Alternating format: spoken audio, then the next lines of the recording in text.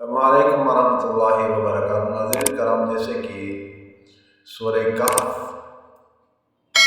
आयत नंबर 29 से हमारा सबक चल रहा है। आज का सबक यहाँ से स्टार्ट होगा।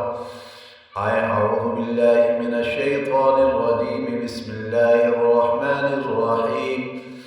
इन्नल्लज़ीना आमनू व अमिलुस सालिहाति इन्ना ला नुज़ीअु अजरा मन अहसना अमला उलाइका लहुम जन्नातु अदनिन तजरी मिन तहतिहिमुल अनहारु युहल्लौना फीहा मिन असाविर मिन ज़हबिन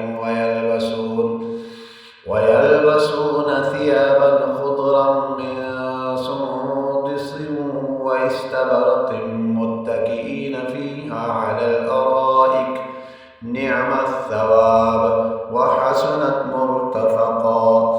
वضرب لهم مثل الرجلين جعلنا لأحدهما جنتين من أعناب وحففناهما بنخل وجعلنا بينهما زرعا كلتا الجنتين آتت أكلها ولم تظلم منه شيئا وفجرنا خلالهما نهرا وكان له ثمر فقال لصاحبه وهو يحاوره أنا أكثر منك مالا وأعز نفرا ودخل جنته وهو ظالم لنفسه قال ما أظن أن تبيد هذه أبدا وما أظن الساعة قائمة ولئن رددت إلى ربي لأجدن خيرا منها منقلبا قال له صاحبه وهو يحاوره